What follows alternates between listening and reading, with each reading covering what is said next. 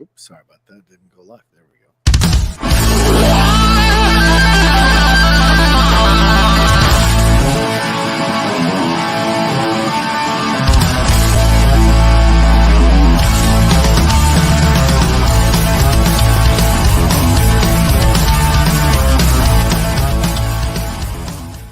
Hello, everybody, and welcome to another brand new episode of the Top 10. I am John Roca. And I am Matt Nose, and I am going to be curious as to whether or not the opening of this video is going to have the hip, hip, hip, hip, and then the start. There was a slight technical difficulty, and I think it might bleed over. There might be a little bit of welcome to radio, lady. I mean, half syllable behind the scenes. Hip, hip, hip, hip, and then it starts. Yeah, I hit the start, and normally it takes about 2 seconds, and then boom, it goes. But for whatever reason, I just kind of reflexively hit the video, and then it supposedly started. Then it didn't start. So I was like, oh, we're about to come out of the video. Maybe I didn't hit live strong enough. And then as I'm about to go hit it, it says you're live. And I'm like, ah, shit. All right, let's start all over again. So there you go. Nice little behind the scenes. Look, this shit happens. I accidentally started Settle the Score once, and I forgot to set it to private. It's the only time I've ever done any show without setting it to private. Started streaming, and then I looked up at the top left where the counter is, and it was like, you have 32 people watching. It was like, what the fuck? Well, and then, it was like 10 minutes in. At that point, I was like, we're going to finish the show.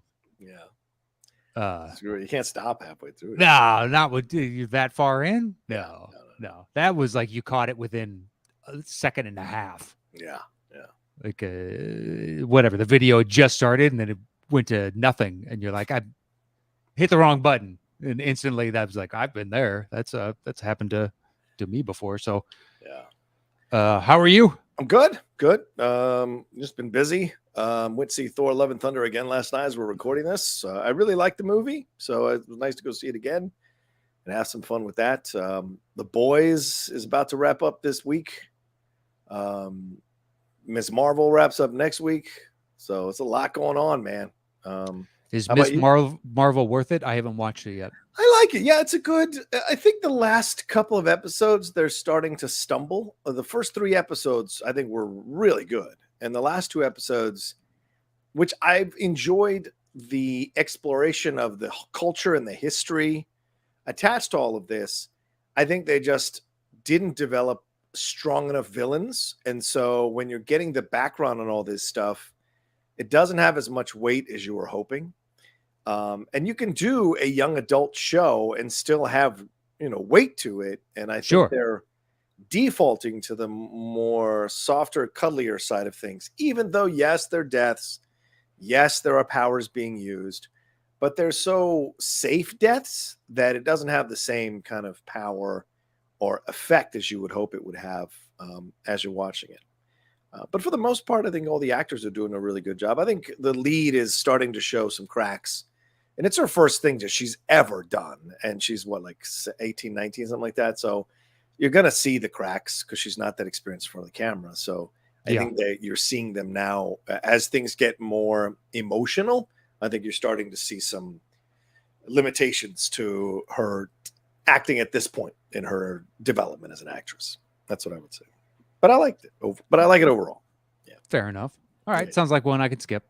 I've already skipped it. So look, had you told me the inverse, the first couple are shaky, but it's rounded. Oh yeah, but it gets better. Yeah. That makes sense for any TV show. You got to figure out the characters and how they interact and all that stuff as you build and develop, and then it really pays off. Whereas if it's the opposite, like, oh well, shit, how do they land this bird then?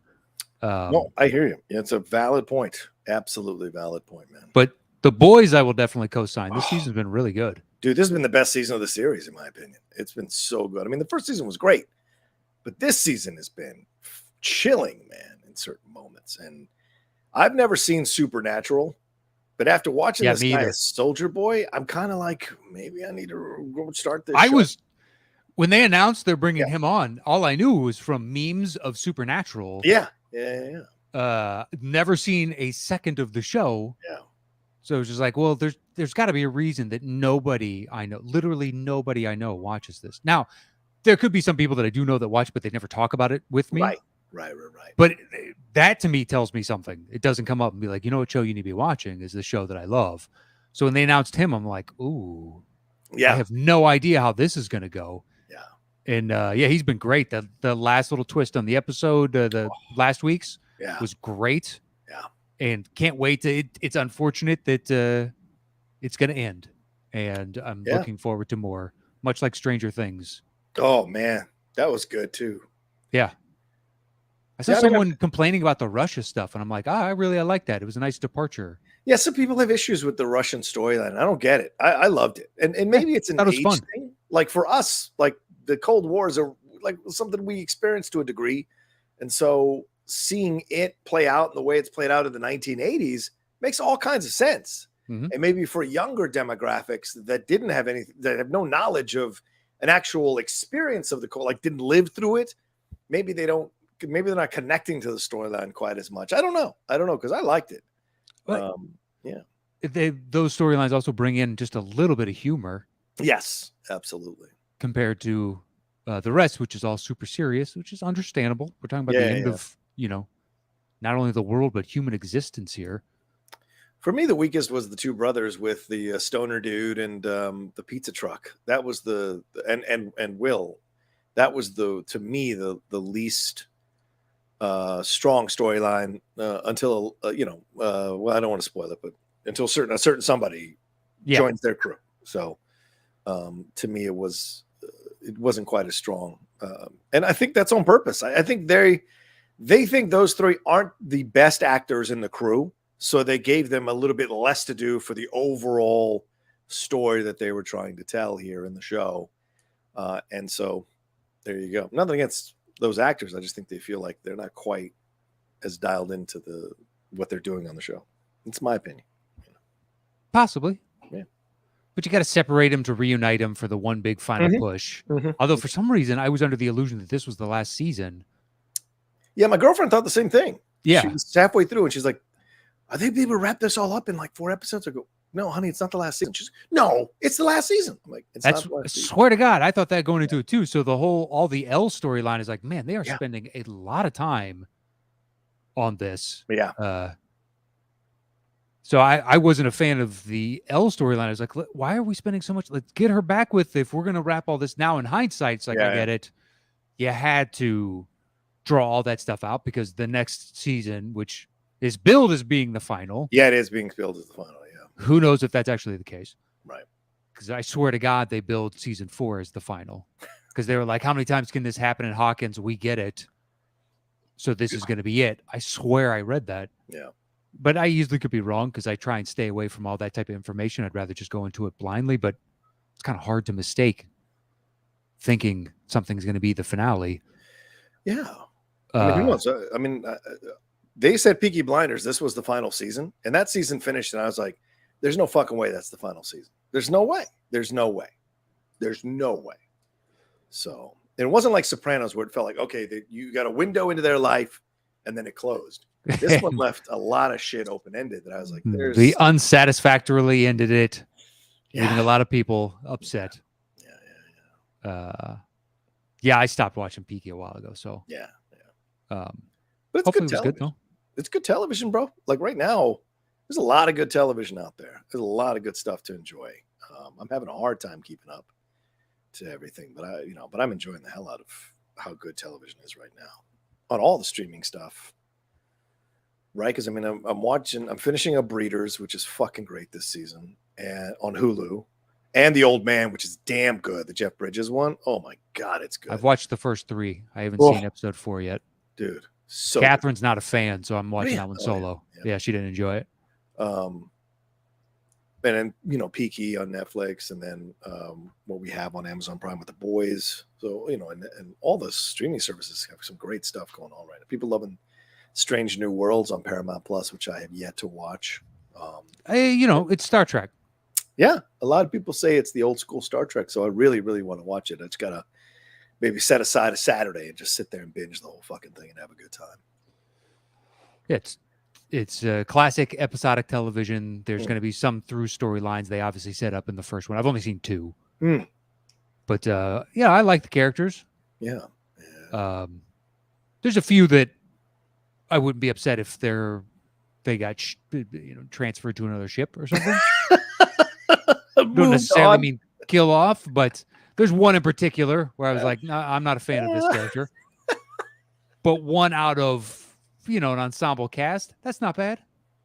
I'd like to transfer these guys, please. Thank you. Pretty sure the one that I don't like is going to stick around too.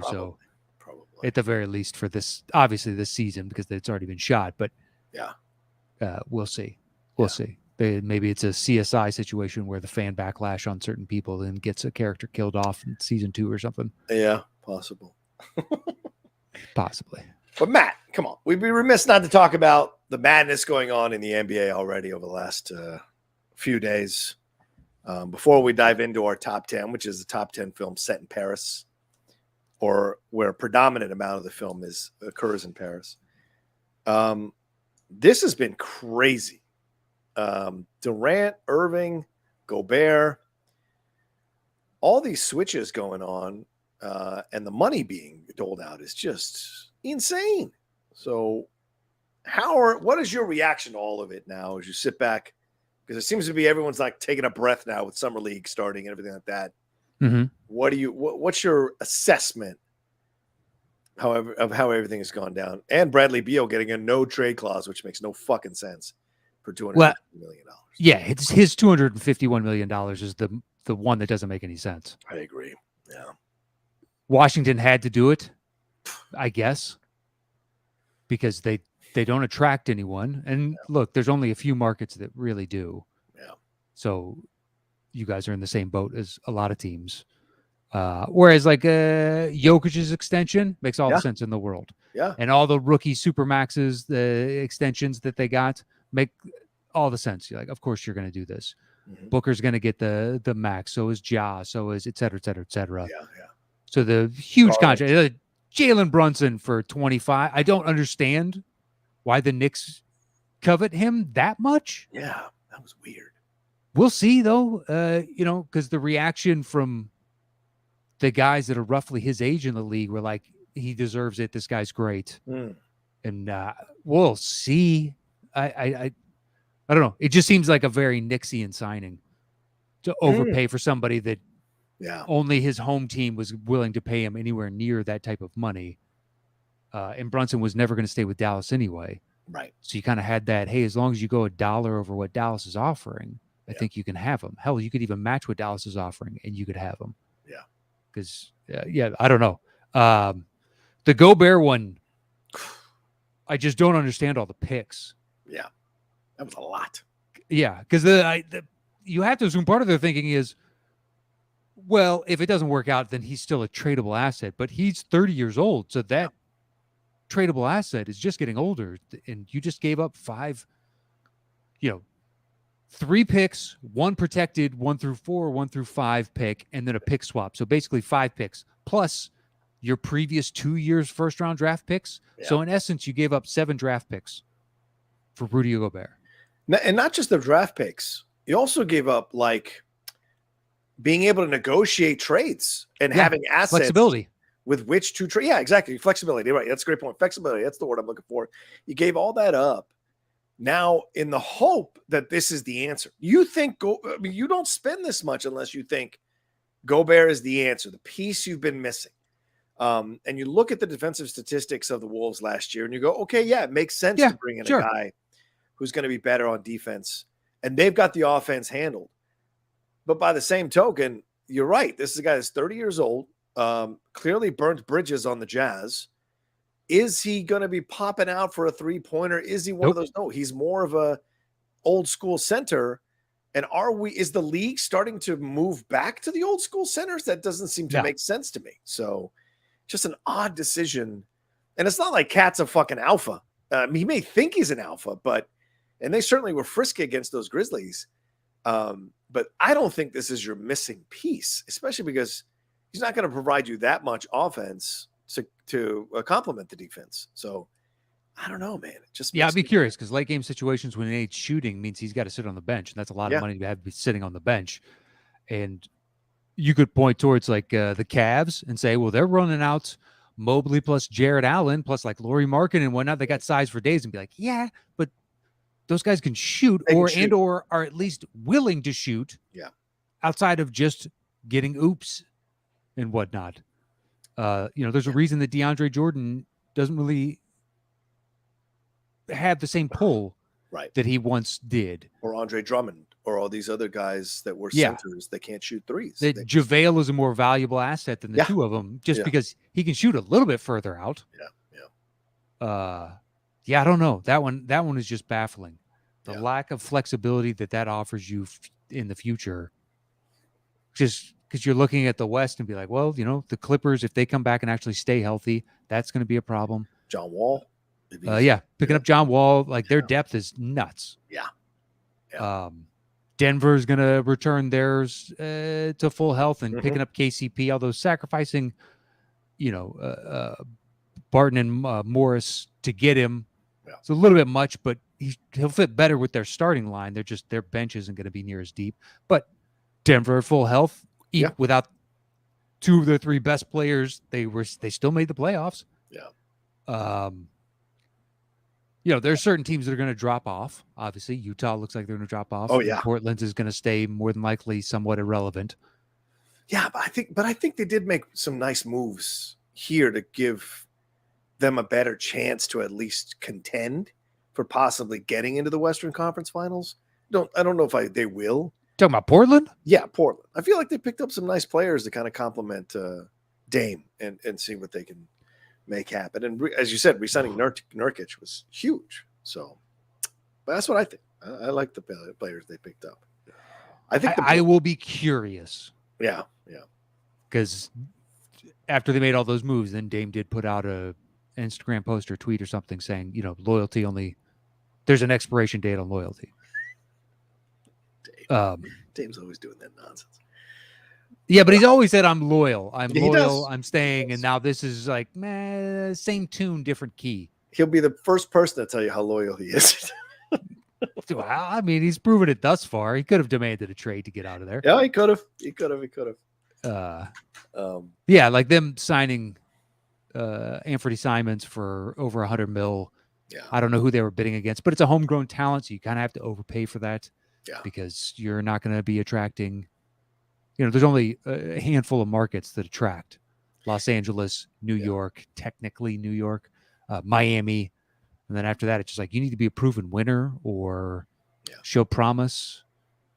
Look like a place where someone can go and win a couple of championships, and then maybe they'll sign with you. I don't know. Yeah. Do you sense Durant will be playing for Brooklyn on opening night? The Nets asking price right now is staggeringly high. I agree with their assessment. I just don't know that anybody, like the T-Wolves inquired, and apparently the Nets said, hey, great, we'll take Cat plus Anthony Edwards, plus it was either, I believe, 3 picks. And you're like, okay, then why don't you just tell them to go fuck off? Yeah, exactly. Why'd you waste my time? Yeah. Cat, it's like, okay, that's a legitimate. Anthony Edwards, that's going to be the face of their franchise. Right. Never going to happen. And Toronto is unwilling to put Scotty Barnes in any kind of trade package. Apparently, the Nets have no interest in DeAndre Ayton and Bridges Johnson. I think that's probably their best haul, plus like 2 or 3 picks. But they built trading a first rounder for Royce O'Neal when you're already light on first rounders. Yeah, really looks like you're trying to build a team around your core guys. Yeah. So I don't know what exactly they're doing. I think they're trying to do both things simultaneously. It'll be curious to see how it plays out. It's also shameless a little bit from Kyrie's side of things, right? I mean, this fucking organization put up with your bullshit last year the whole time, and and you're opting back in at 36.5, and the second Durant leaves, now you want to go. And all you've ever told people is you want to be the alpha dog on a team. Well, this is your chance. I mean, look, Dame has lost no credibility leading that Portland team every year. He's been incredible. He does the commercials. People respect Dame Lillard as a player. You've already won a chip. Where are you going to go? Nobody wants you. I mean, Shams may put whatever he wants to put out there on his articles, but the truth is nobody fucking wants him. Maybe the Sixers, certainly the Lakers do, but there's no way the Nets are taking back Westbrook. And if they can't get rid of Durant just yet, you're going to reunite him with Durant in Brooklyn? No fucking way, man. If you thought Kyrie was toxic, bringing Russell in to reunite with Durant in Brooklyn is just a recipe for fucking disaster. Well, if they do that, then I think Westbrook gets the John Wall treatment and just stay home. Oh God, that's even worse. Fuck. Well, I think that's what if Durant was still there, I Yeah. don't know. I would imagine they tell him, why don't you just stay home? But you got to take everything Shams says or Shams or however you pronounce his name with a grain of salt because he's a clutch guy. So it benefits the Lakers as basically a predominant clutch roster if they were to get somebody along Kyrie's lines. So anytime there's a clutch client and Shams has this puff piece about them, it's just like, okay, well, did Rich Paul just text you directly and say, hey, I want you to write this up? Like, what exactly happened here? Yeah. People are saying him going to Dallas. That's I don't know. I would not want to put Luka with Kyrie. There's no fucking Luka's already shown that he can be a diva. You bring Kyrie in there, they're either gonna butt heads or he's gonna rubber stamp Luka's worst tendencies. You don't want that. So yeah, I don't see them coexisting. I don't know why the Mavs would do that, to be perfectly honest. A lot of the market for Kyrie is smokescreen from Kyrie's people. The Lakers are the only ones that have expressed interest. So the Lakers are just holding off saying, we're not going to give you everything that you want because we're not bidding against anyone else, which for once the Lakers are actually playing this smart.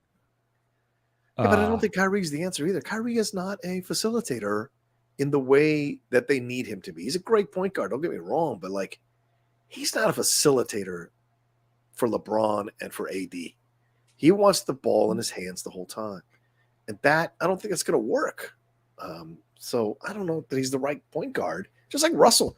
Man, I knew that thing was going to explode. I think everybody with a right-headed mind about the NBA knew that was a terrible fucking decision. Because there was no way Russell was going to be like, oh, yeah, I'll totally tamp down my instincts as a basketball player in one offseason to help out AD and LeBron. It never happened.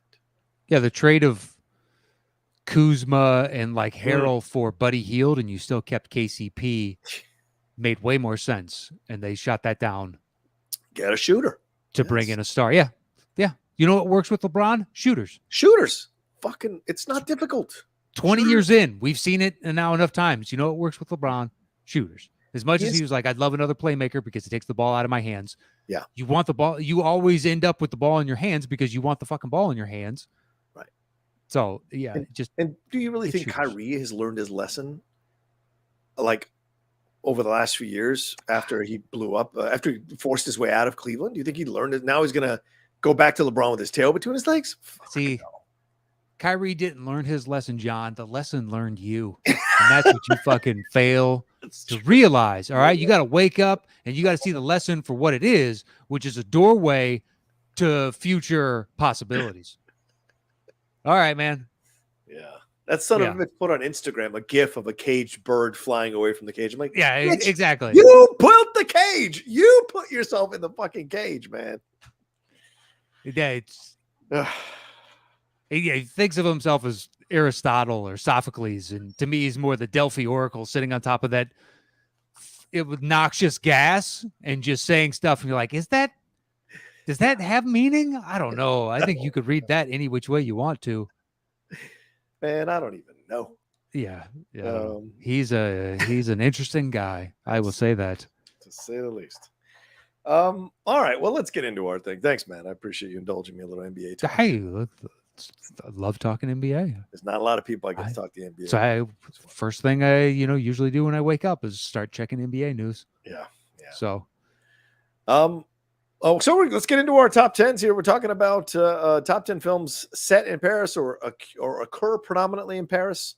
So it is based off of the movie that's coming out, Mrs. Harris Goes to Paris, starring Leslie Manville, who some of you may remember from Phantom Thread, which is a favorite of the top 10 show. She's the sister to Daniel Day-Lewis in the film, and she's a fantastic actress. She's been in a British series called Mom for quite some time. She used to be married to Gary Oldman. She's done a number of things. I had a chance to interview her for an hour, and she was fantastic, very lovely.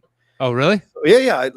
On the Deep Cut, like 3 years ago, I got a chance to sit down with her at Collider, and she was so sweet and very smart. God damn it, she's smart. And so it was like, it was an honor to be able to interview her. So she's a great actress, and I'm looking. She looks incredibly short. She is short. Okay, she like 5 foot was my guess. 5'2" would be Yeah, my max. Probably around there. Okay, Probably around there. she's just anyway. Yeah, I think of her as the wife in Topsy Turvy. That's the first thing I think. Oh, that's of. right. Yes, that too. Yeah, But she has Tim blonde Broadbent's hair. wife. She has blonde hair. That's right. Oh, she's so good as the wife in Topsy Turvy. That's right. But yeah, Mrs. Harris goes to Paris. We're like, what about movies set in Paris? So I did the same thing. The more time the movie spends in Paris, the higher it is on my list. Yes, agreed. Yeah. And I really tried to focus in on that. So the bottom of my list has some scenes in Paris. And then after that, like the more there, because there's a few that potentially make your list that I'm not as big a fan of, or I haven't seen in a long time. Sure. There's one that I tried to watch specifically for this list, which is a sequel or a follow-up movie to another movie. Okay. And they kept alluding to the previous movie in that one. And I was like, well, I really need to watch the other one. Am I going to make time for both of these? Right. I got like 15 minutes in. And I was like, I really need to see the first one before I see this one. I think I agree with you. That's why it's not on my list either. Yeah. I was like, I don't have time to watch both. Yeah. And I think if you really want to feel the connection between these two characters, you need to see the first one. Yeah. So you can experience them coming back together in the second and actually have it have meaning. Otherwise, because they keep doing flashbacks in the first 10 or 15 minutes to scenes from the first one. I'm like, this has no resonance with me whatsoever. So these moments are lost on me. I should not watch this movie. Like tears. Yeah. Okay, so how do we do this show, Matt? We set a topic, go our individual ways, create personal top 10 list. Show back up here. I do my bottom 3. He does his bottom 3. I do my next 2. He does his next 2. Then we trade one apiece. Once we have revealed our personal top 10 list, we create the shows between the two of us. Boom. All right. What's number 10? So at 10, I think you could put on any number of movies. Looking at my list. Yeah. I chose one that is definitely not on your list because I know you're not a fan of it. Okay. Which is The Ninth Gate with Johnny Depp. Ooh, interesting. Okay. I didn't even know that occurred in Paris. Please go ahead. Well, he goes to, so it starts in New York. Uh-huh. And then he goes to, I want to say Portugal. And then from Portugal, then he goes to Paris. Okay. Because he has a book. Yes. That ends up, spoilers. He needs to, there are these, I guess they'd be lithographs. I'm not entirely sure. The engravings that have been transferred onto paper and then put into the book. Right. I'm not sure what that's called. Okay. Spread across 3 books. Turns out the devil made of the, I want to say there's 9 total engravings. The devil put 3 in one book, 3 in another book, and 3 in another book. And he has to determine which book. He's trying to first off figure out what is authentic. And then he realizes, hey, not all of these line up. So the 3rd book that he goes to inspect is in Paris. Ooh, and it's got like a couple of one big fight / chase sequence where the devil or a minion of the devil, whatever, saves him. Yes. And a tragedy befalls an owner of one of the books and whatnot. Okay. There's a nice chunk. And then they leave from there and go to this Eyes Wide Shut like orgy that is happening just outside of Paris. Whoa. So there's like enough going on in France. Right. I would say it's about, of the overall movie, a quarter of it takes place in Paris. Wow. And then 40% of it takes place in France. 45% of it takes place in France. Okay. Maybe even more. There's just opening 25 minutes is in New York, and then there's like a 15-minute chunk in Portugal, 20-minute chunk in Portugal. So then subtract that from the overall running time. The rest happens in France. Okay. Blah, blah, blah, blah, blah, blah. But I am a big fan of that movie. I realize people don't like it as much. And for some reason, I find it entrancing. Okay. And I've watched it too many times, to be perfectly honest. But I like it a lot. Who's the antagonist? Is it John Turturro, or am I thinking Secret Window? It's not Turturro. Okay, so that's Secret Window then. It is a fantastic character actor. Technically, would be the antagonist. Okay. Okay. He's the one that pushes Depp's Corso out to go out and authenticate the books. Okay. Let's see his name in the movie. It starts with an M. His last name. He owns a publishing house. Polanski who directed this. Yeah, it's Polanski. Jesus. Is it Frank Langella? Is that who? Yes, Frank Langella. Thank you. So Frank is. He's technically the antagonist. Okay. It's a good villain. Make a case that the devil is the antagonist, even though the devil is kind of helping Corso. Isn't the devil always an antagonist? I mean, yeah, except when he's telling the story, I suppose. Great point. True. And this is kind of coming from the devil's perspective on some level. I didn't know this was Polanski's. Interesting. Okay. Based on a book. El Club du Mans. Hello. That's probably the sex orgy stuff. They don't really get too much into that. Like they go to it and whatnot, but you don't see anything. There's no nudity. So not like The Boys, not like Herogasm. Yeah, no, it's not like Herogasm at all. No. Oh, that episode scarred me for a day or two. All right. I haven't seen it, so I can't opine on this one, man. What's your number 9? My number 9 is The Devil Wears Prada. Oh, because they have the fashion show. It builds up to Fashion Week in Paris. True. That's it. So it's like they keep alluding to it, so it builds it up as a big thing in your mind, and then eventually they go there, and it also then has the twist of backstabbing and whatnot. Yeah. Because of the culmination of Paris Fashion Week. So I think for that reason, these are also the two on my list where they're not as much in. Actually, the bottom 3 are kind of like if you may have other movies that are more set in Paris, I may not just be as big a fan of them. Right. But The Devil Wears Prada, great movie. Yeah, absolutely great movie. Loosely based on Anna Wintour. Yes. And just the cattiness of the fashion industry as a whole.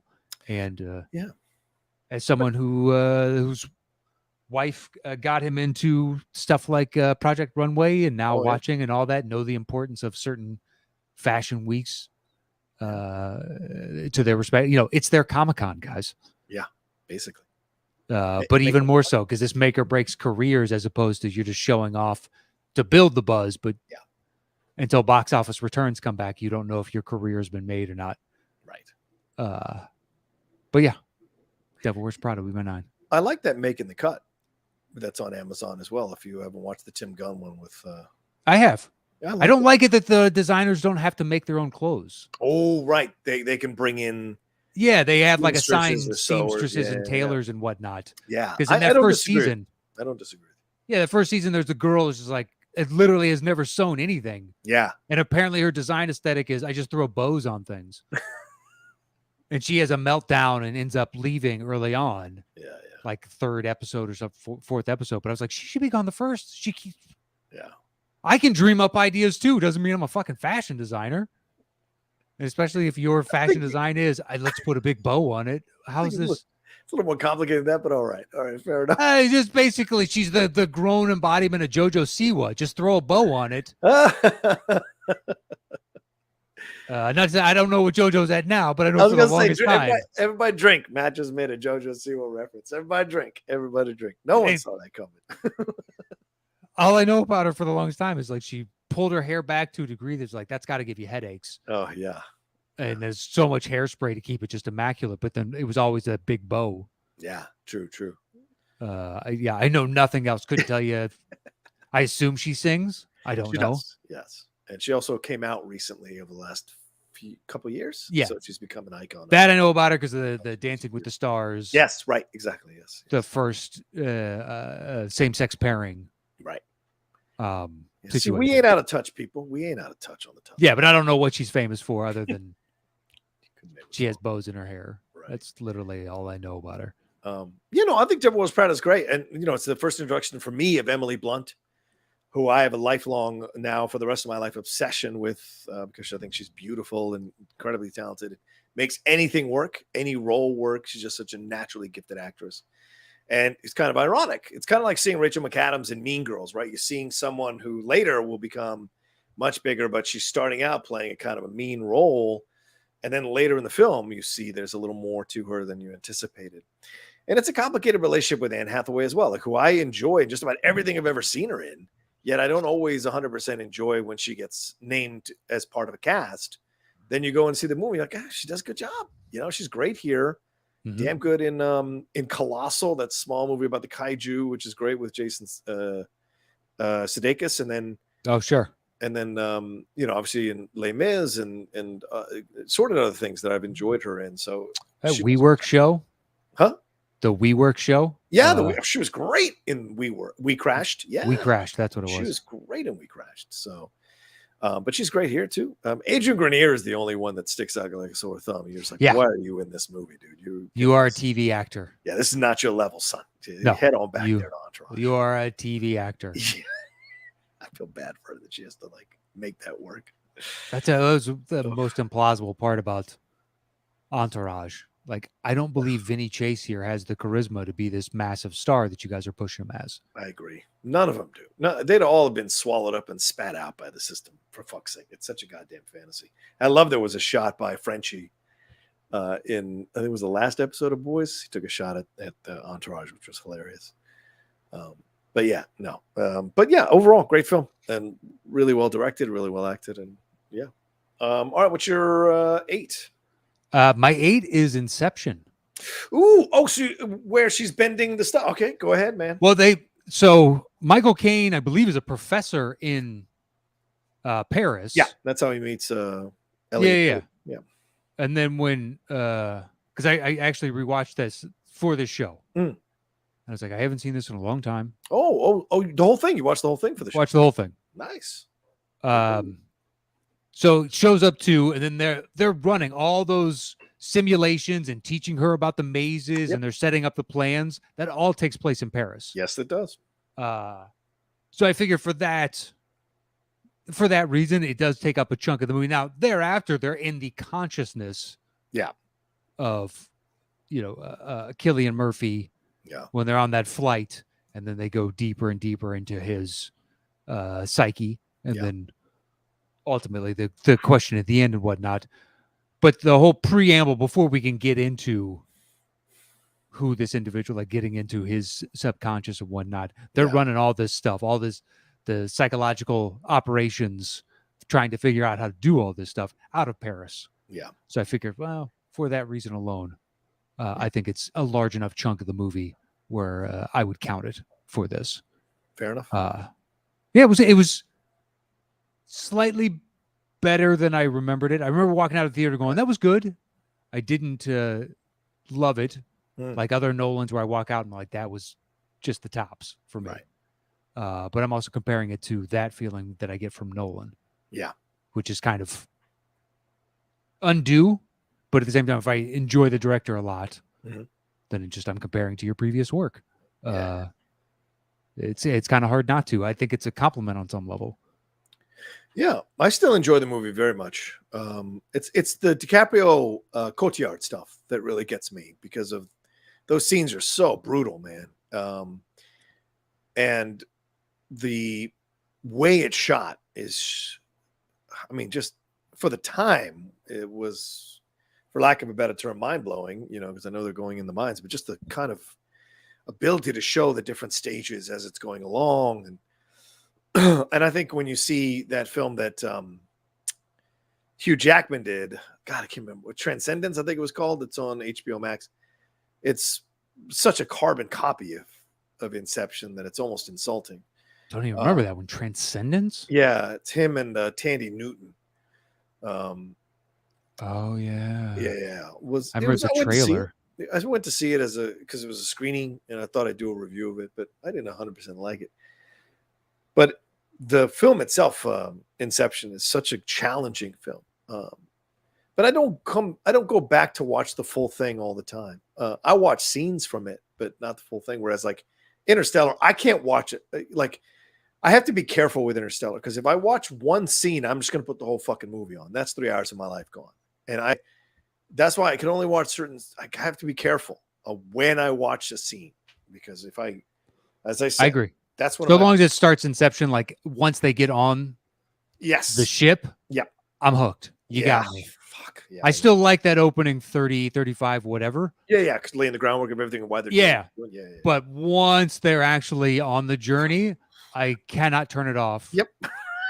I love it all the way to the end. And like it still gets me when he gets the message after all those years being on the Gargantuan one, and it's been 30 years or whatever ridiculous amount of time. Yeah. And him watching him break down, like, oh my God, that movie gets me every time. Yeah. Whereas I think Inception is really good and artistically it is beautiful. The concept is unique and original, and there's a lot of great acting and great huge set pieces and action sequences and the character driven nature of the relationship that you brought up between DiCaprio and Cotillard. Yeah. And the ultimate question, is this reality or fantasy? Right. Seeing it a second time, it really does feel like fantasy. Yeah, no, I think every time you watch it, there's a chance to change your point of view of whether you thought it was real or a fantasy at the end. I've gone back and forth every time I've watched it. Yeah, it's much like the Top Gun Maverick thing. Yeah. Where when he wakes up, it's just like, boy, everything goes rosy. Did Michael Caine know that he was going to be able to pick you up at the airport? Right. All that you showed back up. You like finally see the kids' faces, but boy, those fuckers haven't aged. Yeah. When was the last time you saw them? Yeah. It's a lot of questions. A lot of questions. But I mean, that's a sign of, I guess, a good ending. It still leaves you inquisitive and wanting more, wanting a resolution. Yeah. Okay. So then my number 10 is Moulin Rouge. Go for it. Not my favorite of the Baz Luhrmann. I think the Elvis one is really climbing up there to possibly take its place. But this is one that, although I do think Nicole Kidman is miscast as Satine, I think a more capable musical theater actress would have been the better choice. Mm-hmm. And I do get that some people think she's gorgeous or super attractive. I've never felt that way about Nicole Kidman, so that affects my overall feeling about the film. But the direction is incredible. And it is, for a guy who loves music videos as much as I do, this film really hits the sweet spot of feeling like an extended music video throughout the whole movie. I think Ewan McGregor, always, does fantastic work. Like Leguizamo is good in here. The story is really heartbreaking. Jim Broadbent is damn good in this. I think Richard Roxburgh does his job as a villain. He's the dad in Elvis as well. So, I like this film in its direction and the way they weave in these anachronistic songs and whatever. And he just has a skill at doing that. When he gets it right, it really works. And so so overall, I enjoy the movie, even though I may not enjoy Nicole Kidman as much in the movie. I enjoy the movie overall. So that's why it's number 10, and it's all in Paris. So. Yeah, hopefully my wife doesn't listen to the show because I didn't include that movie, and now you're slandering it. It's one of the few movies she just loves. Really? Loves it. Well, it's part of the reason she was so jazzed for Elvis. It's Elvis and Baz. Yeah. Potentially her favorite director. So. Yeah, I just don't buy Nicole Kidman as that character. I really don't. I saw it once, and I was like, oh, that was fun. Yeah. It was beautiful to watch. Yeah. I mean, the inventiveness of it is incredible. I mean, putting Placido Domingo in there as the moon, like all of it. And Come What May is one of the best songs you've ever heard in a musical or in a film. So, it works on so many levels. And it's got a tragic ending as well. So this is a real powerful film in that way. My number 9 is Forget Paris. The Billy Crystal film. Oh, the Billy Crystal. I love this fucking movie. I can't, just like you with Ninth Gate, like I cannot explain why I love this one so much, but I do. And maybe because, I love Deborah Winger. And I love Billy Crystal. And this is Billy Crystal just before he makes that turn into being the old fuddy-duddy. And he's still a bankable romantic leading man in a film like this. And I enjoyed the hell out of this thing. Plus it mixes in the NBA. I mean, he's just perfect to be an NBA referee at that stage in his life.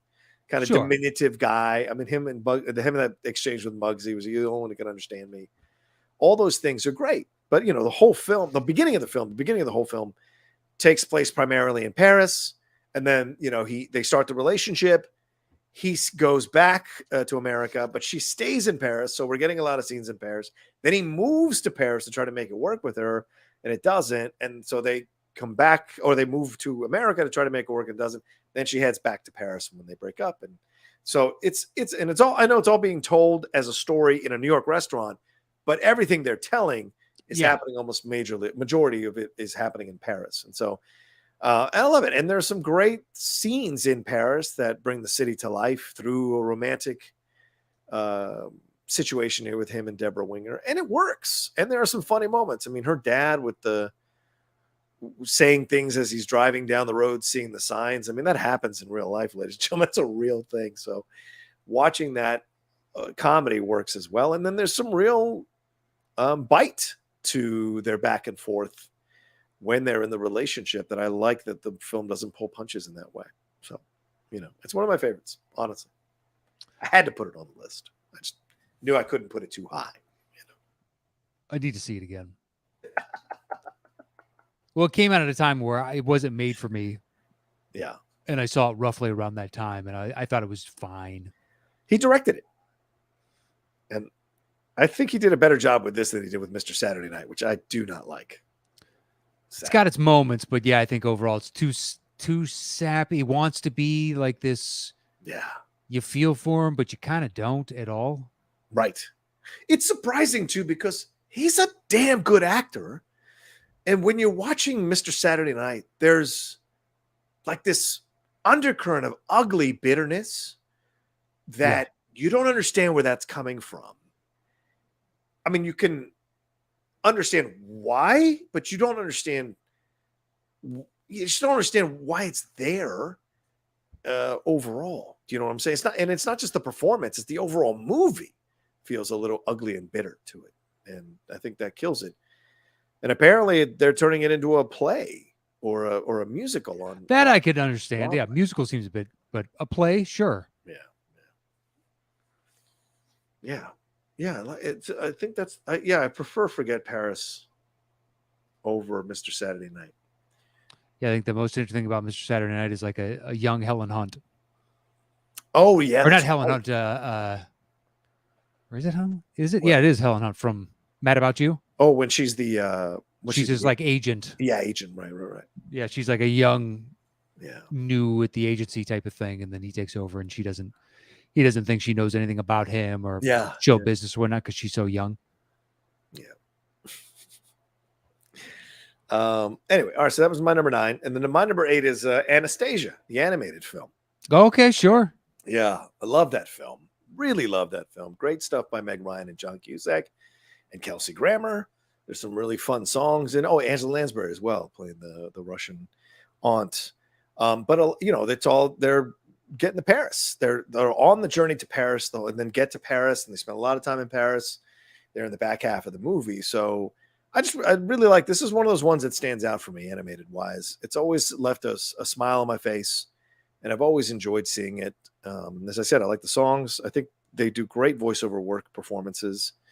And it kind of has that animation has a mixture of realism with animation. So it allows you to kind of forget you're watching an animated film at times. So I appreciate the expertise of that. And is it Don Bluth? I don't know if it's Don Bluth. That's a great question. It's got a Bluthian feel to it, but that's why I thought his production company went under before then, because The Secret of NEM was like their big bet, and it did well. Yeah, it's Bluth. Is it Bluth and Gary Goldman? I don't know who Gary Goldman is. I wonder if that was the last gasp of Bluth. Yeah, maybe. Because that's 97, Anastasia. And I don't know. Maybe he was just brought in as a freelancer to do it. I don't know. Yeah, I don't know. Yeah, because then Anastasia, and then it's Titan AE. Go. Right. And then it's a bunch of forgettable stuff. And now he's doing Dragon's Lair. It's supposed to come out at some point, based on the 80s video game. Which was a groundbreaking video game, but who's clamoring for that? I don't know. I always liked the style of it, and I Yeah. tried playing it at the arcade. It was too hard, so I stopped playing it. But I loved watching the cutscenes that would try and entice you. Oh yeah, true, very true. But I don't know who's. Look, it could work though. Yeah. Apparently, him and Goldman have worked, on Anastasia and Titan AE. So now, and he's going to be on Dragon's Lair as well. He's going to co-direct on Dragon's Lair. So maybe that's kind of part of it. All dogs go to heaven. So he's probably worked with this guy a number of times. So, but yeah, I mean, just one of my favorites. I mean, it takes place a lot of it takes place in Paris, and I just really enjoy it. It's one to revisit that I always enjoy, animated wise and what have you. So, all right, what's your 7, man? My 7 is Mission Impossible Fallout. Yeah, I know. There's great chase sequence in Paris, and there's some stuff in Paris as well. It's great. Well, there's the whole so the Halo jump is into Paris, and then they have to go to the Eiffel Tower where that big rave party's going on, and the bathroom fight scene is happening at that Eiffel Tower. Then they have to go and meet with what's her name that was in Hobbs and Shaw as well. She's been in a bunch of action movies as of late. Yeah, really big eyes. Oh. Is it Vanessa Kirby? Yeah, Vanessa Kirby. Yeah, Vanessa Kirby. Nice pull. Yeah. You sure you're retired? I mean, I realize the league's going under. The league's done, brother. The league retired. I didn't retire. I mean, I retired, but then the league retired. So yeah, I think the league gets rebranded or something. Wow, you think so? You really think so? It'll get started again in a different way? I would assume so, don't you? I don't know what to assume, to be honest. I haven't spoken with any of the movers and shakers specifically about this. That's just me talking out of my ass to make you laugh, to fucking say you'd be on the seniors tour. That's it. No thanks. Yeah. It's done. It's done. That's what they said. It's done. And some people are trying to say it's a work, and I'm like, this is no work, y'all. It's over. No, this is legit. Yeah, this is legit. I heard about this a little while ago and was told, please don't say anything. Yeah, this is happening. Like, oh, okay. But you're right. I wouldn't be surprised if he just kind of starts it all over again under a different name. Waits a certain amount of time. Yeah, waits a certain amount of time or whatever. So yeah. Who knows what the contractual obligations are? Yeah, the non-compete and all of that. Yeah, but he's made it clearly successful at this. Yes, he was. So maybe trim the fat of certain aspects of it or something. Yeah, I don't know. I don't know what led to the overall downfall because I don't pay attention, but it seems like there's something there. Fair enough. But anyway, so there's the exchange, and they have to extract the antagonist out of Paris as well. So it's like the entire middle of the movie is set in Paris proper. Plus, you get the nice shots of the Eiffel Tower. True. And the rave and everything, and the fight scene happening at the Eiffel Tower and the meet and whatnot. So it seemed legitimate enough for me where a chunk of this is taking place at the biggest landmark and one of the largest landmarks in the world. Yeah. I figured that was enough. There are memorable scenes. They're not throwaway scenes. Yeah. They're memorable scenes. So that's a fair point. Yeah. There were other movies that were just like, yeah, totally. This happens there. And be like, does it? It seems like it's, So it was enough for me, but at the same time, they do end up on that glacier at the end. Yeah. And the very start of the movie. Plus, like right before that glacier, they go to London. Yeah.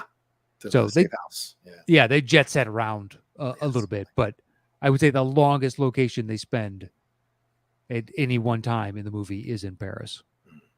Fair enough. So that was enough. Because Anastasia, I'm not sure I've ever seen all the way through. Oh, wow. Okay. Forget Paris. Never a chance of making my film. There were a couple others who were like, there's way more Paris in these. Right. But I just know, unless I'm going to sit here and lie, it's just not going to make my list. So it's like Fallout. Yeah. There's always our lists. They're always our lists. Yeah. Yeah. But I also don't want to be disingenuous with it. Well, like they talk about Paris. Right. That doesn't fucking count. Yeah. So given that the largest chunk any one time they spend in the movie, in a 2.5 hour movie, is in Paris, that seems legitimate enough to me. And it's awesome. It's good. It's easily the best, in my opinion, of the Mission Impossibles. Yeah, I agreed. Yeah. What's your 6? My number 6 is An American in Paris. Oh, that's a pumped. Okay. Fair enough. Mine is number 7 is Midnight in Paris.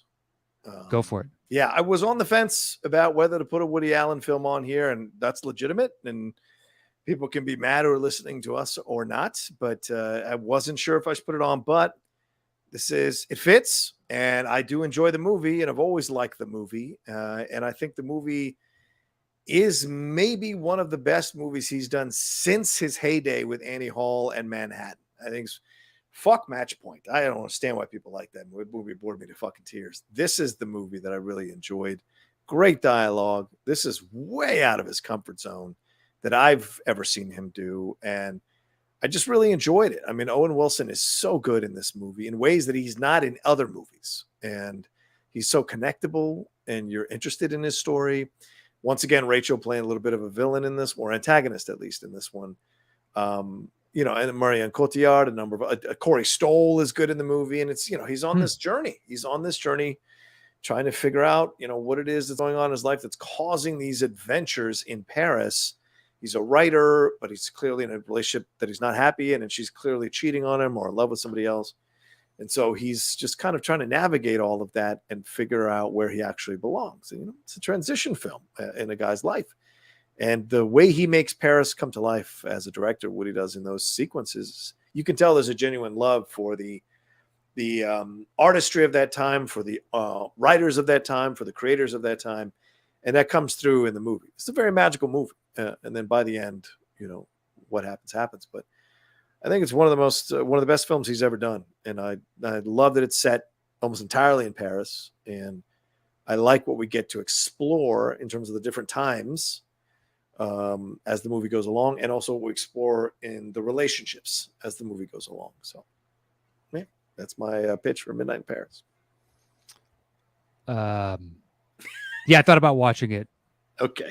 But I've never seen a Woody Allen all the way through. And you know what? At this point, I'm gonna stick to my guns on that and just never in your life. Trend.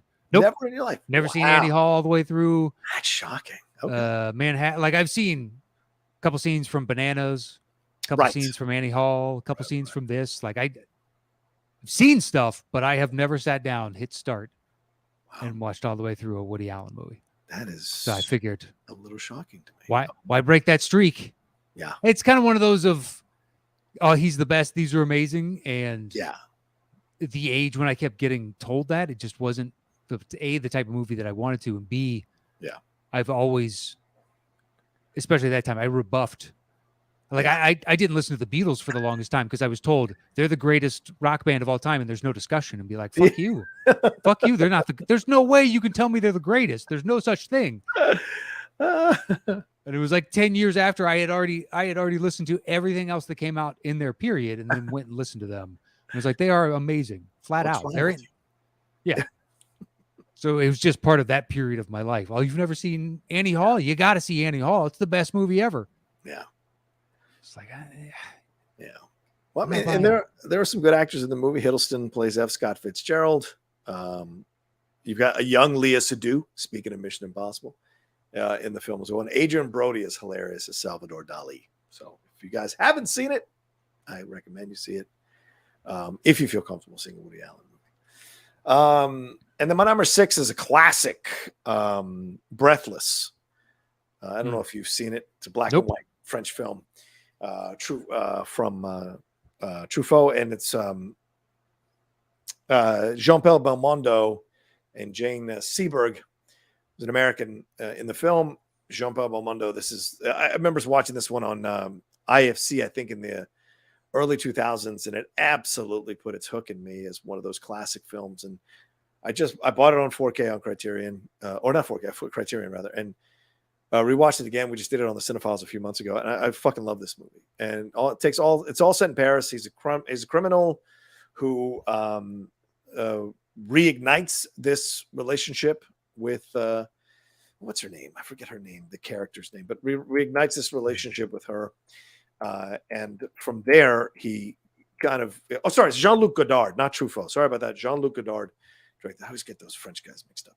But yeah, Jean-Luc Godard directed this one. But yeah, but she's basically a former flame of his. He is running from the cops because he shot a cop and stole a car. And so he's hiding out in Paris. And the whole time he is like romancing her, wooing her, while also trying to keep one step ahead of the cops. So it's an interesting little film. And then they get into these philosophical discussions about life, about God, about crime, about politics. All of it is here. So it's very interesting film that if you enjoy those kinds of French new wave movies, this one is one of the best for sure. So, and I'd be remiss not to put it on because I do love this movie. So there you go. That's my 2 cents. Yeah, I wish I could join in the conversation, but I have not seen it. Yeah, don't worry about it. I know it's not one people go back to from 1960, so, but it holds up and it's really, really good. So if any of you are film students out there and you haven't seen Breathless, do yourself a favor and watch it and understand it's a 1960 film. I just want to put that out there. All right, well, let's take a break before we jump into our top fives here, Matt. Here are some words from our sponsors. We'll be right back right after this. And we're back. Thank you so much for continuing on the top 10 train. We appreciate it. Let's get into our top fives. Matt, what do you got? Let's do it. At 5, I've got The Bourne Identity. Oh, okay. Another one. Go ahead, man. It's another one where it's like, look, the bulk of this takes place in Paris and in France. It does get found on the Mediterranean Sea. And then has to go to the embassy in where is that? Is that the Czech embassy? In the Bourne Identity? Yeah. I think it is. Yeah. But then after that, he goes to gets a lead on an apartment because he goes to the bank and gets stuff out of his security deposit box, see all the passports and whatnot. He's got an apartment in Paris, and they go to Paris. That's where they have that amazing fight sequence in the apartment itself. Yeah. But when they go on the run and whatnot, they're just going around Paris itself, and then eventually they go outside of Paris, much like Ninth Gate. Yeah. They're still staying in France, but the bulk of the movie is in France itself. Yeah. But he is running around in Paris for a decent chunk of it. And so I figured that was enough of a stretch.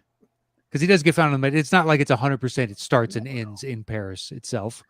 He goes to Zurich in Switzerland. That's where he goes to the bank. Yeah. Then they contact Treadstone. And they end up in Paris. And so you're right. They drive out to the outskirts of suburbs of Paris. Yeah, he goes out to when Clive Owen is after him. Yeah. As the other Treadstone assassin and whatnot. But there's the fight at the apartment, and then they're running around. They go to the hotel and cuts her hair and they dye it and all that stuff. That's all in Paris itself.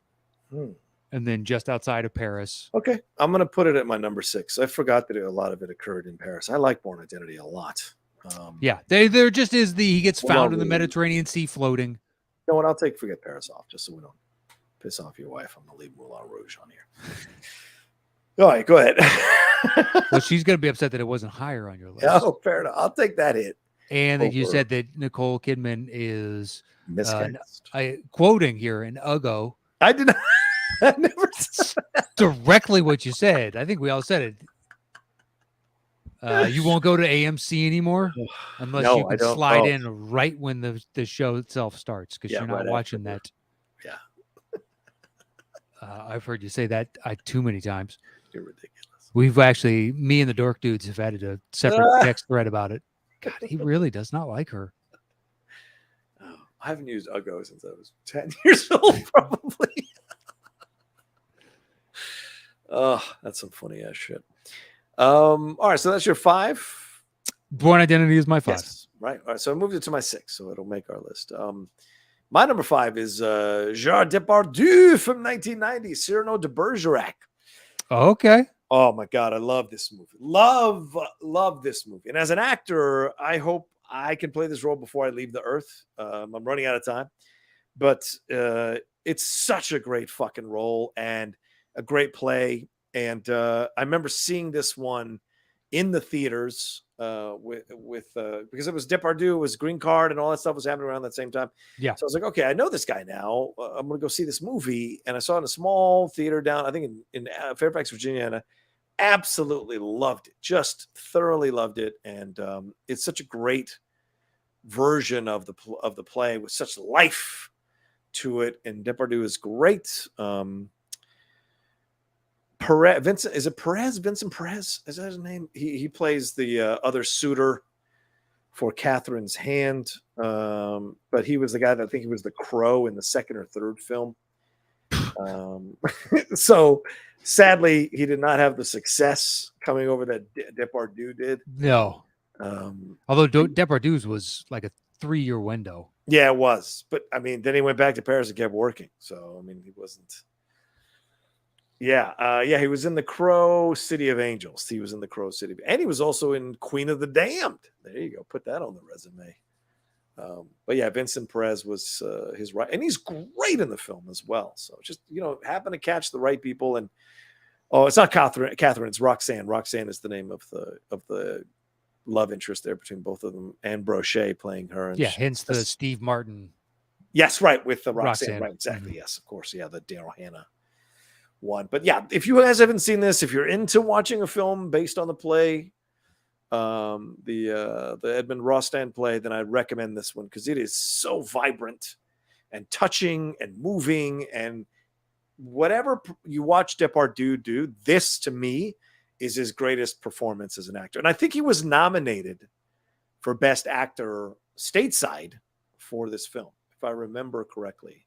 Okay. He was nominated for Best Actor for this film. So, yeah. So there you go. If you haven't seen it, I recommend it. All right. What's your 4? My 4 is the Da Vinci Code. Oh, yeah. Go ahead, man. I don't know why. Yeah. But this movie and Angels and Demons, I really like a lot. Oh, my God. Yeah. You're not wrong. I know. Look, we liked or enjoyed Da Vinci Code. And my girlfriend is tough to get her to watch movies. So the sequel, she was like, all right, let's watch Angels and Demons. By the time the movie was over, she was so mad and she did not want to watch the next one. I was willing to watch the next one just to, spend a couple hours. Next one's trash. Yeah. And she was like, I'm not going to watch it. I'm done. I think I like Angels and Demons as a film more than I do Da Vinci Code. Wow. Exactly. Wow.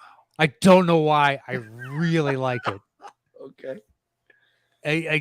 Perhaps it's because it plucks at the same heartstrings kind of as Indiana Jones. Yeah. Where it's this smart professorial character that gets thrust into an action and has got to use his wits to, basically it's like Indiana Jones meets Sherlock Holmes kind of. Oh, yeah.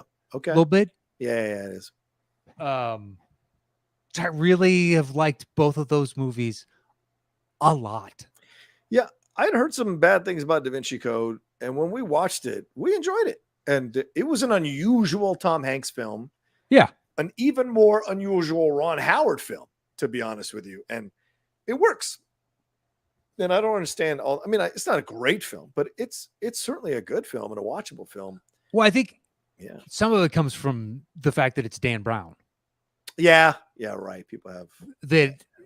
Everybody was talking about that book, and then you read it and be like, well, the chapters are 3 pages long. So you can barrel through like 10 chapters and you feel like you're really making a lot of momentum. Yeah. Meanwhile, there's 200 and something chapters in the book. Yeah. But yeah, just the ubiquitousness of the book itself. Yeah. I think it was kind of always doomed to never live up to expectations. And I think if you go into it blind, it's a really solid movie. Yeah.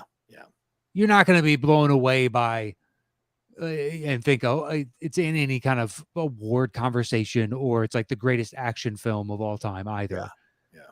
But it's a meat and potatoes, really enjoyable, intriguing idea, solid acting from Hanks and Jean Reno and a bunch of French actors I don't know the names of. And then one guy who's been in like 7 million films. Yeah. Because the Saeed guy, is that right? Is he the guy? He plays a villain that he's the manager of where they had that encryption key thing. Oh, yeah. And it's got the fleur-de-lis on the top of it, and they have to insert it in. He's like the head security guard there, and he's the one that puts him in the armored car and Yes. takes him out to shoot them because it's long as he's worked there 30 years or something, no one's ever come. It's the only one no one's ever come for. Yeah. And you guys are the first ones, so he wants to know what's in it. But he was in Das Boot. Yeah. He was Jurgen in Proch now. Jurgen yeah, Proch. Wing Commander. He was in. He's been in so many things. It's the hell of a career. Yeah. Melina. Yeah, I don't know that, but I do genuinely think I like Angels and Demons even more. Wow. Yeah, and most people think I'm out of my fucking mind, and I don't know why. I can't put my finger on it. Perhaps because it deals with the Vatican. Maybe. The intrigue. Ewan McGregor's in it. Ewan McGregor. Yeah, Ewan McGregor. I was raised Catholic. Yeah, I can understand that. So I don't know. Isn't Armin Mueller-Stahl? Isn't he the cardinal in that one? Yes. Right. Yeah. He's the one that eventually becomes Pope. He's the best. That voice of his is the best. Always so likable. Yeah, right? Even in Shine, when he's a terrible dad, he's so good in that movie. I go. Yeah, I don't even know the girl. Yeah. Ayelet Zurir, the actress. I don't even know her. I don't know why you don't bring her back. Like, what's her face? Oh, she plays she plays Superman's mom in Man of Steel. That's who that actress is. Oh, wow. Oh, from Angels and Demons? Yeah. I thought you were talking about Da Vinci for a second. No, that's how yeah. She's been in a few different things. Yeah. She was in Daredevil. She played Vanessa Mariana in Daredevil. Interesting. Okay, so that was your 5? Yeah. My 4. Oh, 4. Sorry. So my 4 is Taken. A punt. Okay, fair enough. What's your 3? My 3 is Les Miserables. Oh, go ahead. Knock yourself out. Dude, so good. Are you kidding me? Outside of Russ Crowe's inability to sing. I still like him for the part, though. He is the main antagonist of the Still movie. like him for that. Don't you buy him as the heavy? I buy him as the heavy. Yeah, 100%. I buy him as heavy, not the heavy. That's oh, dude. Oh. What do you got against Australians? Him and the Uggo. And you don't like Jackman, apparently, even though he's Wolverine for you. I love Jack. Yeah, but you don't like Les Mis. I love this movie. Really? And I'm not a musical God fan. Damn it. I'm not a musical guy fan. Too. I know. That's incredible. Fucking love this movie. Wow. Okay. Yeah, I think it's great. I think it's I never could have imagined turning that play into a legitimate movie to me. Yeah. And I think they pull it off beautifully. The fact that it's all the actors singing. Yeah. You mean the musical? Turning the musical into a musical movie. Yeah. Because obviously it's a book. It's a story. But it's been in public understanding and lexicon. It's been a play for 40 years. But when they announced the casting and whatnot, and I'm a fan because my mom was a huge fan, and I already know every song backwards and forwards because she played it so much in the car as a kid. So I have an affinity for it. I can sing the songs. I know all the words. I know all the melodies, everything. Right.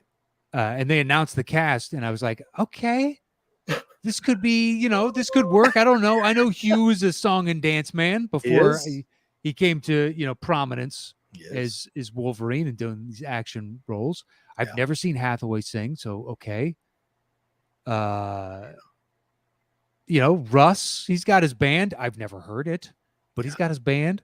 And then seeing it come to life, even with Crowe's, I'll be kind and say average singing. It's crazy because if you watch Russell, he did this black and white video with another guy.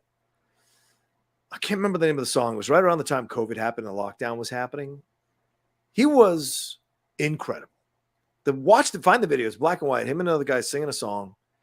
And I'm like, why the fuck couldn't you do that in the movie? Like, why? What happened here? And as the director, who was the director? Rob was the guy who did Chicago, right? Rob Marshall? That sounds right. Yes. Hold on, I'll look it up. I don't think it was Tom Hooper. Maybe it was Tom Hooper. I don't think it was Hooper. I think you're right on that front. Fuck me, it is Tom Hooper. Yeah. God damn, that doesn't seem right. I don't know how Hooper didn't tell him to stop doing that and, kind of get back on. But then again, you watch Cats and you're like, yeah, this guy clearly thinks the actors have it right. the whole time because that was horrific. So, yeah. Well, I think they had everybody else singing on set. Mm-hmm. So to stay, Yes, they did. Yes, they did. Yeah, with that, like the Hathaway getting her head shaved and singing, that's good stuff. That's one take. Yeah. You're right. It's amazing. Yeah. So I think just the feat of the film, turning a 3-hour play into a 2.5-hour movie, right? Roughly thereabouts. I can look up the runtime if need be. It's bad. It's 3 hours. Is it 3 hours? Yeah, it's around 3 hours. Maybe the play's 3.5 or something. Anyway, yeah, I don't know. I was going into it expecting to just think it was fine, and I have watched it more than once. Wow. So that is kind of shocking. And I've gone back for certain songs. There's certain songs that I just love from that movie. Yeah. And I've done it from that. I'm more often than not, though, I'll go back for the cast recordings that you can find on YouTube. Like there's the anniversary show where they have all the different casts from around the world. Oh, yeah. That is awesome. If you would like PBS. They show it on PBS all the time. Okay. You can find it on YouTube. That's where I found it. Yeah. And they have all the different Jean Valjeans. And it's really good. And to see the different castings and then you start judging. Yeah. Oh, this one, fucking Sweden nailed it. And then other countries, you're like, no, not as much. So it is from Les Miserables, the song he sings. It's him and Jeff Layton. It's in black and white. It's called Confrontation from Les Miserables. And what he does here, going back and forth with Jeff Layton, is incredible. And then you watch the movie, like, where the fuck was this? So I just want to reiterate. Confrontation where it's him and Jean Valjean, where he's like, I'm more than a number. He's like, you don't know you're a thief. You'll always be a thief. Yeah. It's like, I stole that piece of that loaf of bread to feed my starving family. Yeah. It's like, I will see you on this chain gang again. I'm assuming that's maybe. I don't know. I don't know the names of all the tracks, but yeah, I can fucking sing them. If you want to go ahead and start. No, I think we're good. I don't want us to get a strike on YouTube, so we can move past it. So then, my number 3 is Amelie. Okay, 2001. Yeah. I love this movie. Absolutely love this movie. Audrey Tautou is just so perfect in the film, and stars a number of other French actors that you might have seen a number of things like, Alien Resurrection or City of Lost Children. There's a number of those actors right around that time would pop up in this, but it's just a beautiful, sweet, gorgeous little fairy tale of a movie. I love the way it's shot, love the colors in the film, the story it's telling. It takes you all around Paris. It makes Paris look it's already a beautiful city, but it makes it look even more vibrant and beautiful and alive.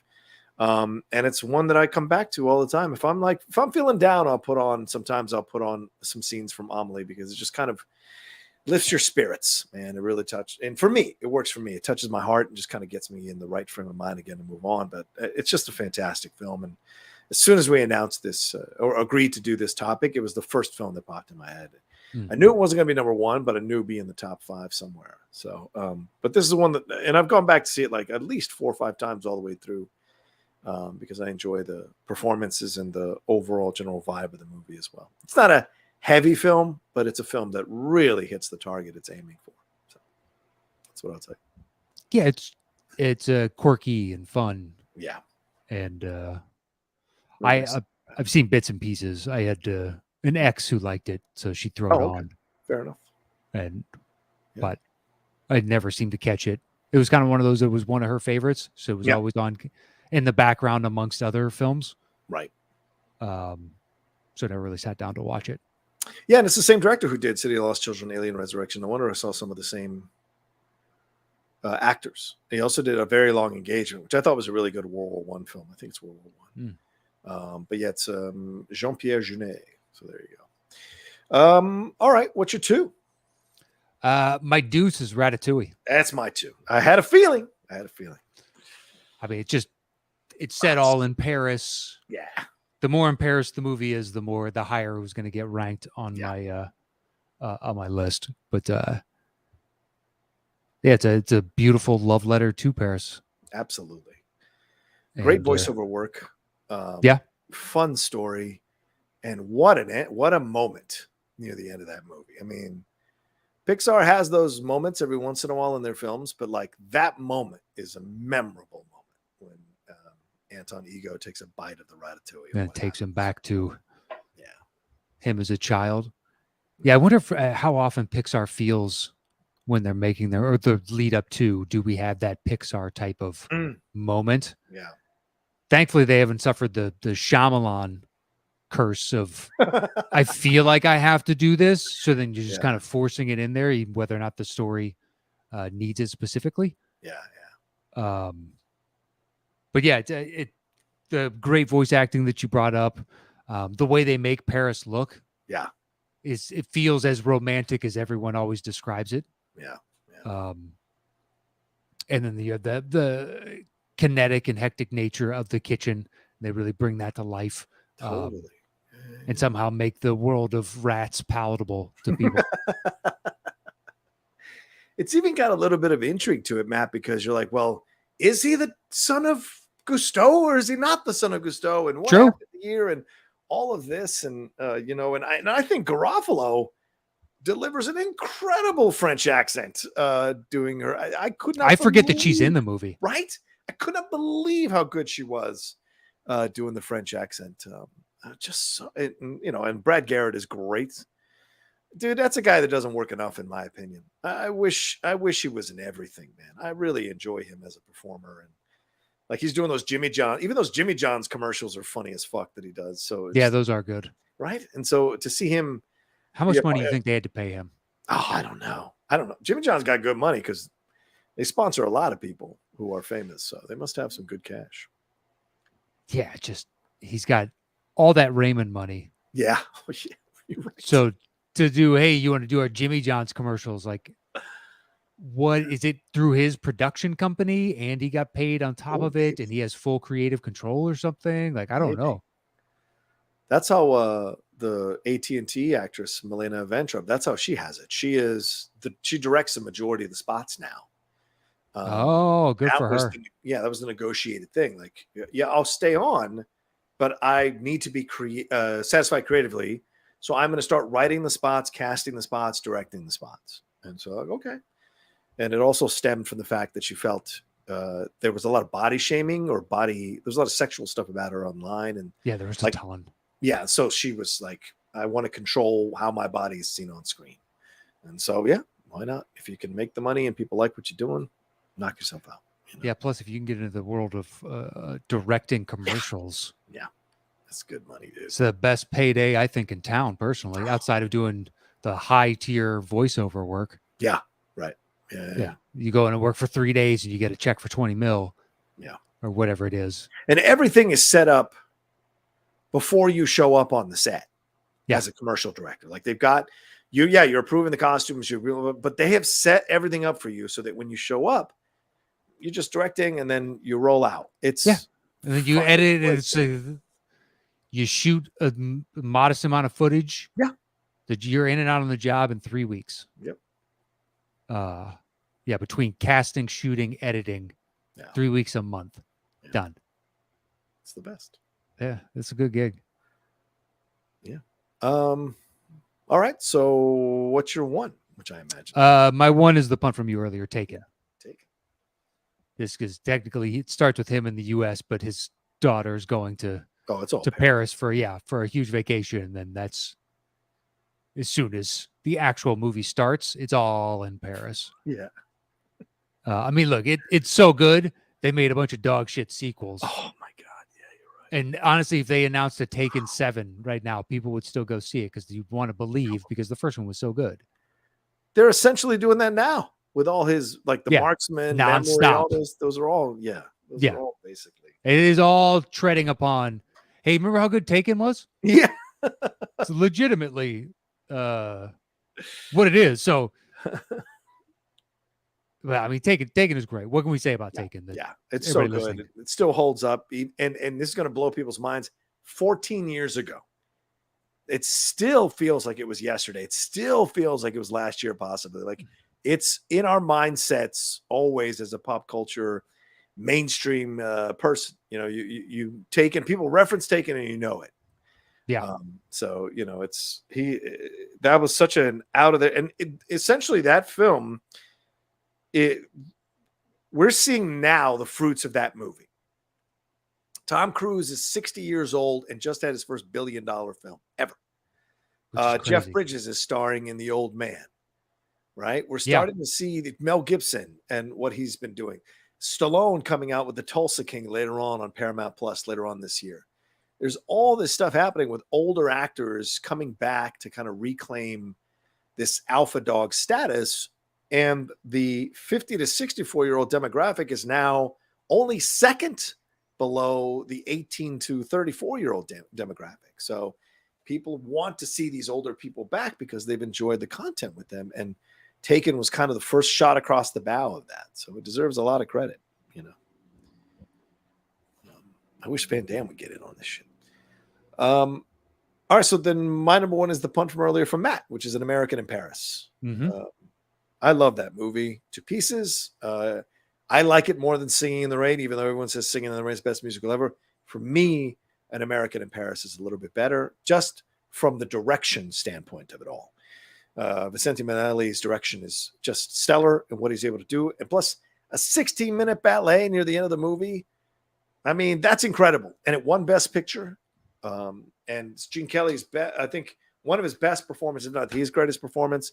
Leslie Caron, one of the first films she ever did. And the story is really interesting. Oscar Levant is fantastic in the movie. So just from top to bottom, it is probably my favorite Gene Kelly musical because of the artistry involved in it. It's a masterpiece. And so, and it's all in Paris, obviously. So there you go. What can I tell you? And the songs are great. The songs are great. It's it's a story about the star-crossed lovers, ships passing in the night. He falls in love with his friend's girl and then tries to not do that and have the interweaving nature of the two stories. Yeah. Like the I Got Rhythm. Oh, that serves no purpose to the story whatsoever. I wouldn't cut it from the film. Nope. Exactly. It literally does not do any. All of a sudden, he's just singing and dancing for kids. You're like, what does this have to do with fucking anything? Right. Don't care. It's really good. And Kelly was a well-known Francophile, so there's real love in the movie throughout. You can sense that he wants this one to kind of be an incredible film in his resume, the energy that radiates off of this thing. You know, I keep waiting for this to come out in 4K, but it has not come out yet. So they'll get you eventually. They will. It'll be 8K by the time. It'll be 8K by the time it comes out. And then once the 8K, they'll announce the 16K. 20K is the jump. It goes 4K, 8K, 20K. That's the jump. Apparently, there's a 20K television. I'm waiting for 5D.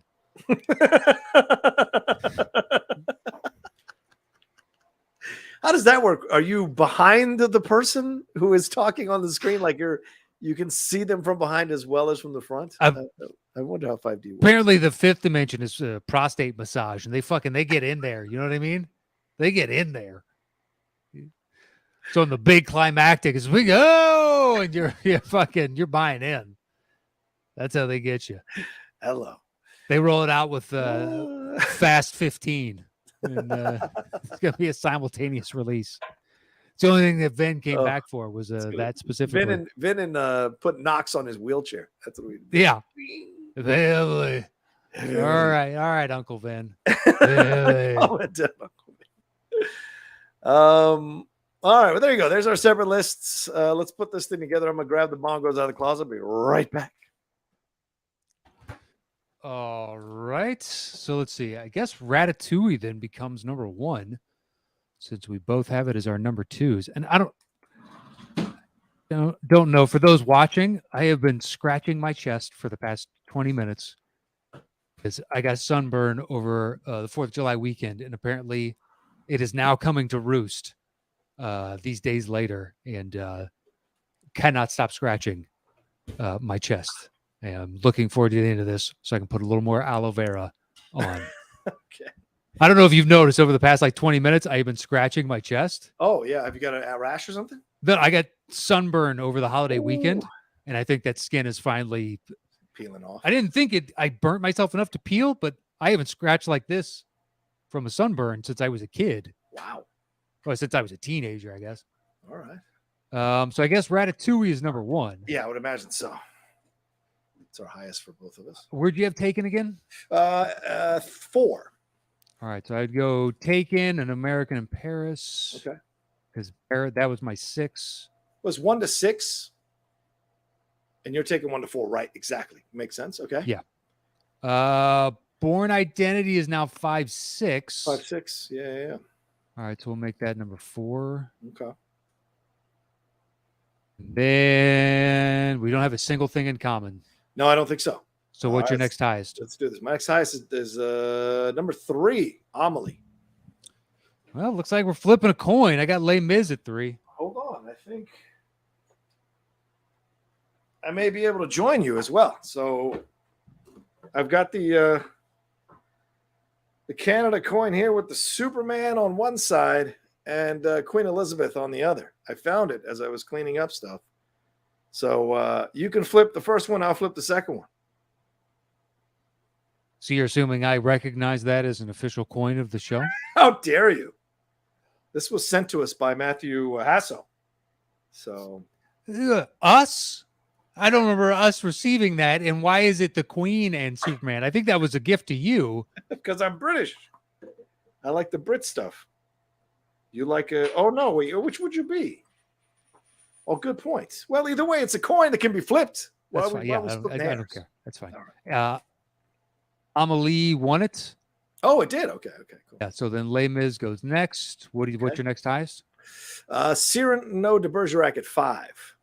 All right, so Da Vinci Code beats it. Nice. Look at you getting that on there. All right, then Cyrano makes it next. Cyrano. I have my 7. I have my 7. We'll flip your coin. All right. I'm the Queen. We'll be Queen? All right. Oh. There you go. It's Matt Nost. He wins. All right. Mission Impossible Fallout. And what was your 7? Breathless. That is the list. Wow. Strong list. All right. Let's get to this. The top 10 movies set in Paris. Yeah. At number 10. Breathless. At number 9. Mission Impossible Fallout. At number 8. Cyrano de Bergerac. At number 7. The Da Vinci Code. At number 6. Les Miserables. At number 5. Amelie. At number 4. The Born Identity.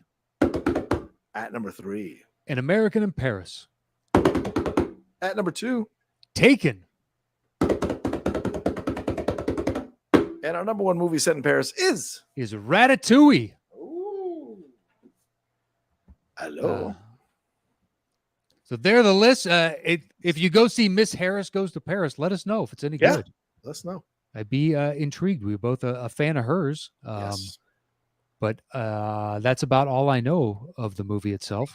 That she's in it. Exactly. That she's in it, and it's called Miss Harris Goes to Paris. And she's she's fascinated by a dress. Yeah, I think she's a housekeeper or maid, and she gets fascinated by this dress because she's always wanted to be a designer, and so she goes to Paris and wows people in the design world as she tries to become a designer, because she is not of the ilk to become a designer. And yeah, she's not of their world. Yeah, it's an underdog story. So there you go. Well, we hope you enjoy Miss Harris Goes to Paris. You can follow the show on Twitter at Top 10 Show, all spelled out. Otherwise, on YouTube and Instagram, it is / the Top 10 Podcast with the number 10. So please hit us up. And you can follow me anywhere at Matt Nost. Check out Settle the Score, the other movie-related show that I do. And that is it for me this week. All right, so for me, you can follow me at The Rocha Says on Twitter, Instagram, and TikTok, The Outlaw Nation on Twitch, and that's also my YouTube channel, youtube.com/John Rocha Says, or just type in John Rocha, The Outlaw Nation. It'll come up for you there as well. And my other podcast, don't forget to listen to that as well, the Geek Buddies and the Cinephiles out there for you all to enjoy. All right, take care of yourselves, be well, and we'll talk to you next time with another brand new episode of The Top 10. Peace. Bye.